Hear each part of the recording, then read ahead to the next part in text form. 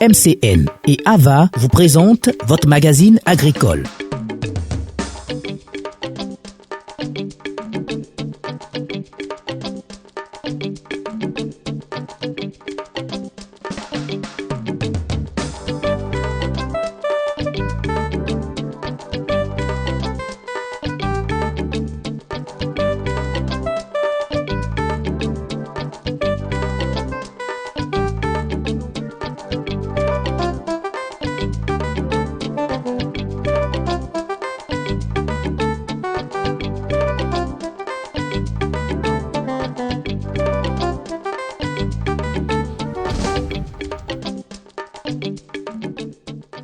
Mesdemoiselles et messieurs, bonsoir. Très heureuse de vous retrouver pour vous parler d'agriculture, pour vous parler d'élevage. Pour ce numéro spécial du magazine agricole Brave Paysan, nous sommes à Yamoussoukro, sur une ferme qui développe d'énormes capacités. Des étudiants ont décidé de s'intéresser à l'agriculture et à l'élevage. Ceux qui sont passionnés d'agriculture, qui veulent entreprendre dans le secteur agricole, restez connectés, suivez-moi pour avoir toutes les informations.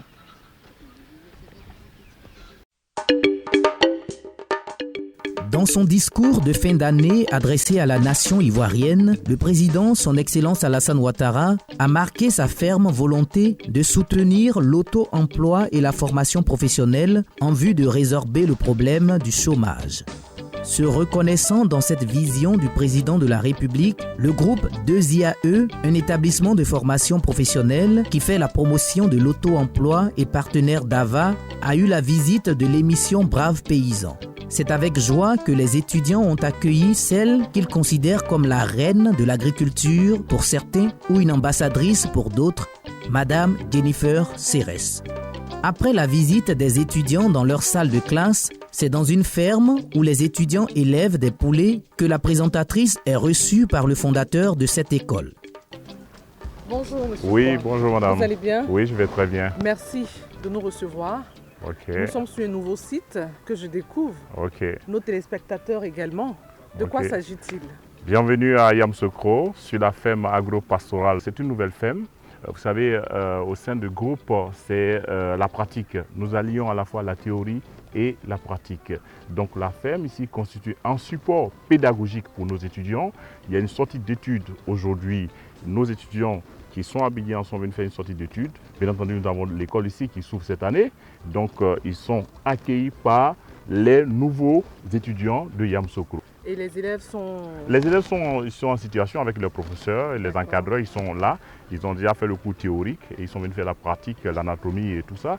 Donc vous allez constater, moi je ne suis pas agronome, très bien. Mais je suis un entrepreneur. Les techniciens sont là. Ils sont là, ils pourront vous expliquer, vous entretenir sur ce sujet-là. Mais j'ai envie de savoir, avant de retrouver les jeunes, c'est quoi l'élément qui stimule Monsieur Kwa à créer des fermes-écoles, à créer des espaces pour former les jeunes de Côte d'Ivoire? Ce déclic nous vient d'où? Je pense que d'abord, quand on regarde le système éducatif en Côte d'Ivoire, ce système-là est basé sur la bureaucratie. C'est un peu trop théorique. Moi, je tire ça des enseignements du système nord-américain.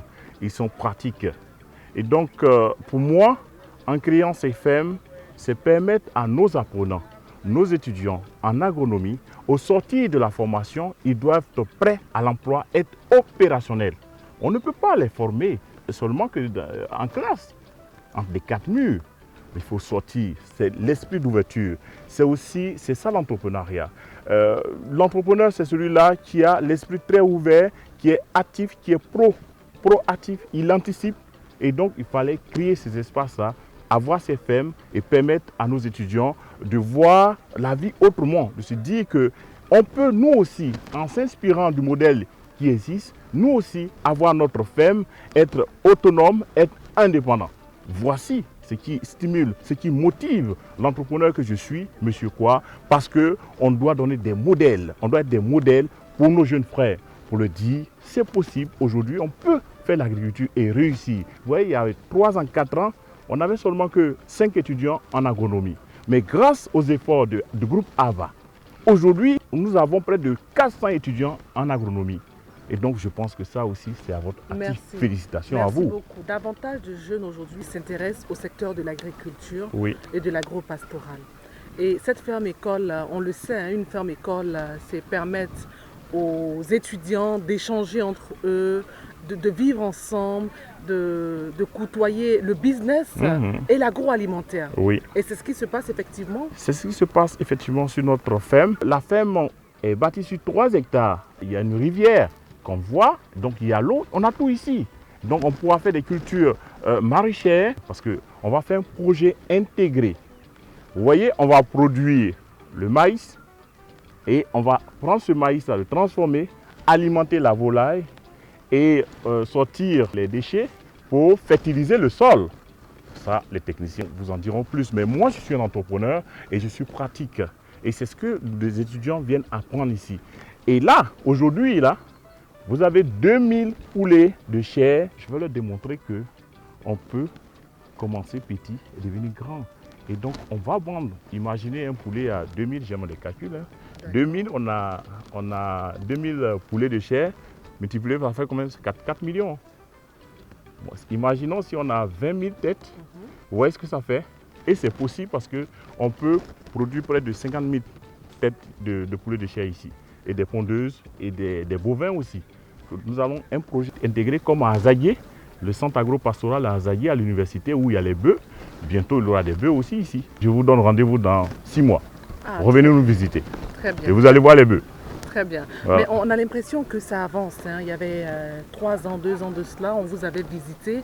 Aujourd'hui, vous l'avez dit tantôt, hein, l'émission a contribué à passer le message. Les jeunes de Côte d'Ivoire ont compris que la terre nourrit son homme, qu'il faut être un bon entrepreneur. Pour être un bon entrepreneur, il faut venir se faire former. Donc, vous avez des formateurs Oui. au sein de votre établissement. Mais ces jeunes qui viennent, qu'est-ce qu'ils retrouvent chez vous qu'ils n'ont pas ailleurs? Ok, ça c'est une bonne question. Mais je pense que la promotion a été commencée par Ava. Et aujourd'hui, avec les émissions que nous avons réalisées ensemble, en passant par la banane, par le piment, par le chou, et aujourd'hui avec la ferme, les Ivoiriens, les jeunes étudiants, les apprenants se rendent compte que ce n'est pas du vent qu'on vend aux gens, mais c'est de la réalité, c'est concret. Ils peuvent toucher du doigt des éléments, ce que nous faisons ici, et qu'ils viennent, ils ne vont pas venir à l'école seulement pour faire la théorie. La différence entre nous et les autres écoles, on est même chose, à cette différence que nous, on mise beaucoup sur la pratique. Aujourd'hui, on parle du système LMD. On demande aux gens c'est quoi? On dit c'est licence, master, doctorat, ça ne veut rien dire. LMD, c'est enseigner autrement, étudier autrement. C'est ça qui est là, la pratique. L'étudiant se prend en charge à hauteur de voire 40% ou 60%, ça varie. Et à partir de là, ils vont venir apprendre, ils vont regarder, ils ont vu. Et je vais vous donner un exemple. Nos étudiants en agronomie, au BTS, ils font 100%. Bâtiment, près de 80%. Pourquoi? Parce que ces deux filières, on allie à la fois la théorie et la pratique. En agronomie, ils sont là. Pour la production végétale, ils vont dans nos plantations. Mais quand ils vont à l'examen, mais ils sont opérationnels. Donc c'est pour ça qu'on a ces résultats. On a une autre vision, on a une autre mentalité. On ne voit pas l'école comme on voyait l'école il y a 15 ans. Mais l'école, on voit l'école comme une entreprise. Donc les étudiants se familiarisent déjà à l'environnement de l'entreprise. On déporte l'entreprise dans l'école. On fait venir des professionnels, des séminaires de spécialité. Et tout ça, je pense que c'est ça qui fait la différence entre nous et les autres écoles. L'esprit d'ouverture. L'ouverture sur le monde des affaires. Très bien. Mais il faut dire également que vous êtes très touché par la chose agricole. Vous mettez un accent particulier sur l'agriculture, Ouais. sur l'élevage. Ça vient d'où? Qu'est-ce que vous voulez apporter de nouveau qu'on n'a pas déjà en Côte d'Ivoire? Ah ben, Papa Oufoué, je suis à Yamoussoukro. Il a dit le succès de ce pays repose sur l'agriculture. Est-ce qu'on a bien compris? Mais on a tout. On est un pays à vocation agricole. Mais on a l'impression que c'est dans le tertiaire et au plateau qu'on peut réussir. Donc moi, je veux démontrer aux jeunes Ivoiriens. D'abord, je suis fils de paysan. Il faut le mentionner. Et j'aime la terre. Et quand j'étais tout petit, j'étais dans les plantations de cacao avec mon père. Et donc, je suis passionné. Et comme vous savez, en entrepreneuriat, quand vous êtes passionné, vous réussissez toujours. Donc, la passion d'abord. Et donc, dire aux jeunes qu'on peut se réaliser dans ce domaine-là, dans l'agriculture, au lieu de chercher à aller dans l'Eldorado et aller mourir dans Lampedusa, etc.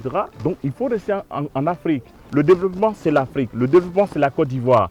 Nous avons tout pour réussir. Seulement, il faut l'encadrement, la formation et le financement. Et bon, une fois qu'ils ont ça, parce que chez nous, c'est comme un centre d'incubation. On a l'encadrement, on a la formation, on a les centres d'hébergement qui soient physiques ou virtuels. Et si vous avez le financement, on va créer des pépinières d'entreprises. Et c'est comme ça que nous allons développer le pays. On ne rentre pas dans une économie émergente avec 2 ou 3 entreprises. Ce sont les entrepreneurs qui vont créer des entreprises et les entreprises qui vont créer la richesse, qui vont créer la valeur ajoutée. Et c'est comme ça que nous allons développer la Côte d'Ivoire. Et je veux développer la Côte d'Ivoire. Je pense qu'on peut développer la Côte d'Ivoire via l'agriculture, via l'élevage, etc. etc. Voici ma motivation. Dit. Donc sans plus tarder, nous allons aller à la découverte des élèves. Merci. Merci beaucoup.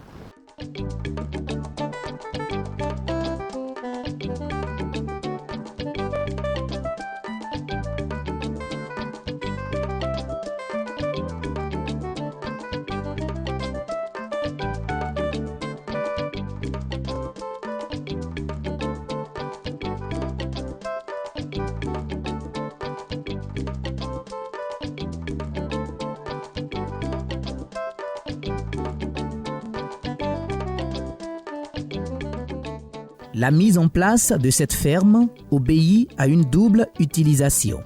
Support pédagogique pour la formation entrepreneuriale des étudiants, tant en agriculture, options animales et végétales. Celle-ci permettra d'allier la formation théorique à la formation pratique. Nous formons les étudiants sur 2 phases. Il y a la formation théorique et la formation pratique. La formation théorique consiste donc à dispenser des cours sur les spéculations, l'aviculture. On enseigne d'abord la base de l'élevage moderne aux étudiants en leur déjà commençant à apporter l'anatomie, c'est-à-dire la constitution de l'organe des volailles, c'est-à-dire des poulets. Par la suite, on donne quelques informations sur la pathologie, les différentes maladies qui peuvent attaquer ces volailles-là. Nous enseignons également les systèmes d'alimentation, ou si vous voulez, les différentes formules alimentaires qui pourront vraiment aider les poulets à accroître rapidement sur le plan théorique. Et comme je l'ai dit, toute cette formation est accompagnée par la pratique. Lorsque nous finissons cette partie théorique qui est faite sur 40 heures, nous passons donc à la phase pratique, qu'on appelle travaux pratiques. Alain, un passionné des animaux et professeur spécialisé à la pratique, nous explique comment les étudiants apprennent sur cette ferme. Dans le cas de la production avicole, avant de recevoir les poussins, on fait la préparation du bâtiment. Si c'est un nouveau bâtiment, il faut laver le bâtiment, il faut enlever tout ce qui est toit d'araignée et laver le bâtiment, désinfecter. Ensuite, on va passer à la phase de la construction de la poussinière. Ça va permettre de recevoir, d'accueillir les poussins. Et pour pouvoir construire la poussinière, il faut tenir compte de la densité, le nombre de poussins. Alors si on a 2000 poussins à recevoir, il faut aller sur la base de 40 à 45 poussins par mètre carré. Alors c'est ainsi qu'on construit la poussinière. Et on installe la litière. La litière peut être balle de copeaux du bois, non la sciure, balle de riz, ainsi de suite. Et on utilise les intrants pour pouvoir donner aux poussins lorsqu'ils vont arriver, tels que les produits vétérinaires, les aliments, et établir, pour mieux réussir, établir un programme de prophylaxie. C'est cette fiche qui va permettre à l'éleveur pour mieux faire les traitements et les vaccins. Ensuite, la conduite générale de la ferme. La personne va suivre les paramètres zootechniques, l'alimentation des poussins. Installer les abreuvoirs et les mangeoires qui vont permettre aux poussins de s'abreuver, de manger. Le système de chauffage. Les poussins, dès l'arrivée, ont des caractéristiques biologiques qui sont sensibles au froid de la première semaine de vie et la chaleur à la fin d'engraissement. Donc, ils n'ont pas de plumes pour pouvoir se protéger contre la fraîcheur. Donc, on doit avoir une certaine température dans la poussinière pendant une semaine. Après, chaque matin, il faut venir faire le service. Le service, tu viens matin, tu retires les abreuvoirs, tu les laves, tu les installes et tu regardes les sujets. S'il n'y a pas un cas de soit maladie, est-ce que tes sujets se comportent bien? Tu sers l'aliment 3 fois par jour au moins. Dans notre cas spécifique, nous avons 2000 sujets qui consomment au moins 120 grammes par sujet, qui équivaut à 5 sacs par jour. Donc, il faut suivre ce processus jusqu'à atteindre à fin de cycle au moins 35 à 40 jours à la vente. Selon un formateur, ces étudiants sont des futurs entrepreneurs vu qu'ils apprennent, en plus de l'élevage, les techniques de commercialisation de leurs volailles. Lorsque les poulets restent sous la main et qu'ils ne sont pas évacués, c'est des dépenses inutiles. Le prix ne va pas augmenter et tu vas dépenser parce que tu ne vas pas laisser les sujets aussi mourir. Et s'ils mouraient aussi, c'est des pertes. Donc, déjà, après avoir mis en place, tu cherches le marché. Si c'est les écoles, les restaurants, les cantines, alors tu vas vers eux, tu leur proposes les quantités de sujets à leur livrer. Vous signez, disons, un contrat. Si c'est vers les grandes surfaces, c'est-à-dire les supermarchés, tu t'en vas, ils te donnent leurs conditions, vous signez le contrat pour qu'ils puissent ne serait-ce que couler leurs produits après la production. Au terme de cette étude, les étudiants ont pu s'instruire sur les différentes méthodes et méthodologies de la gestion de la volaille, depuis leur alimentation, leurs soins, l'abattage, le plumage et la vente des poulets. Gérer une ferme, je dirais oui. C'est vrai, on a vu le maximum en classe. Aujourd'hui, on est venu approfondir encore. On a vu que, bon, c'est vrai, c'est le terrain, mais c'est comme si c'est ce qu'on vivait en classe et en théorie, c'est ce qu'on vit maintenant en pratique. Donc l'essentiel nous a été donné en classe. Il suffit d'approfondir un tout peu sur le terrain et je pense que pour la production, je suis prêt. Sur cette ferme-école, les poulets sont traités et vendus sur place avec une hygiène recommandée. Les clients de ces étudiants en sont fiers. Je suis un cuisinier professionnel. Alors, étant donné que c'est l'élevage des volailles, et nous sommes dans le domaine culinaire, comprenez que nous travaillons avec les volailles. Et puis en même temps, pour faire bien manger aux gens, il faut aussi choisir un secteur où l'hygiène alimentaire est nécessaire. Alors, étant donné que c'est les étudiants qui sont là et qui sont en train aussi de faire leur apprenant, il est bon dans notre domaine d'apporter d'abord les soutiens, mais aussi donner des qualités, les produits de qualité à notre clientèle. Parce que l'achat d'un produit bien fait, la transformation d'un produit bien fait, ça donne la qualité au client. Et quand le client est content, on aurait réussi notre mission. Voilà un peu pourquoi je suis là aujourd'hui. J'ai l'habitude d'acheter mes poulets en fait à la ferme agro-pastorale de M. Koua, gérée par les étudiants. Et les poulets sont de qualité parce que c'est très apprécié de mes clients. J'encourage les jeunes parce que c'est une belle initiative. Comme ça leur permet de travailler au lieu de se promener à ne rien faire. C'est une très belle initiative et je pense que ça va encourager les autres jeunes à se donner à la même activité, c'est-à-dire l'élevage des poulets et autres.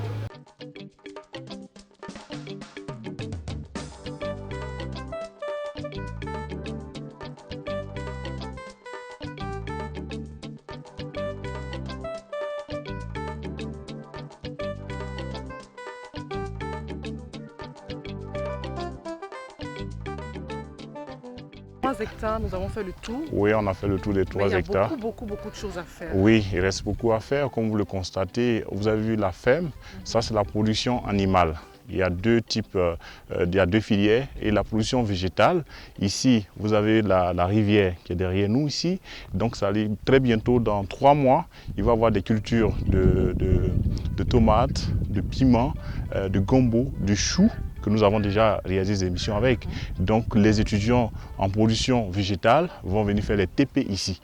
Donc je pense que c'est un tout pour nous, c'est un ensemble. On aura un système intégré ici. La fiente au niveau de volailles, on va prendre pour fertiliser le sol. Et donc l'irrigation, nous avons de l'eau. Il nous reste quoi encore? Je pense qu'on a tout gagné. Il fait très chaud. Oui, il fait très chaud. Donc, mais par contre, je pense qu'avec le sol est très riche parce que je suis arrivé ici, j'ai vu qu'on a produit des aubergines ici et ça a bien donné, Donc avec ça, moi je pense qu'on pourra nourrir nos étudiants. Ils vont apprendre, sauf que c'est un système, ils produisent, ils consomment et c'est ça l'entrepreneuriat. Ce travail que vous faites, je me dis que le gouvernement ou les autorités doivent s'impliquer. Est-ce que vous sentez cette implication ou cet accompagnement dont vous avez besoin? Parce que vous œuvrez pour la réinsertion véritable de la jeunesse ivoirienne. Oui, on sait que la volonté politique hier, avec toutes les mesures d'accompagnement, les guichets uniques, l'AEJ, l'Agence Emploi Jeunes, que je salue au passage, je travaille avec eux déjà sur un certain nombre de projets. Ce dont on a besoin maintenant, c'est sur l'aspect, l'accompagnement, l'aspect financier, la subvention, parce que c'est un projet d'incubation. L'incubation est financée et soutenue en France, au Canada, aux États-Unis, partout. Donc ça, c'est avec les moyens, nos petits moyens de l'école que nous faisons ça. Mais imaginez qu'on nous affecte 2000 étudiants ici. Il faut subventionner pour qu'on puisse les former et créer des pépinières d'entreprises ici. Et c'est ça, le centre d'incubation. Donc nous allons former des gens qui vont être opérationnels, aller créer leurs petites entreprises, avoir des fermes. Je l'ai dit, grâce à AVA, aujourd'hui, beaucoup de jeunes Ivoiriens se lancent dans le domaine agricole. On l'a vu lors des journées d'orientation des nouveaux bacheliers en Côte d'Ivoire. Et quand les jeunes ont vu Madame Jennifer en botte, ah oui, mais c'est la dame là, elle est belle comme ça, elle est au champ, moi aussi je vais faire l'agriculture. Donc votre image porte.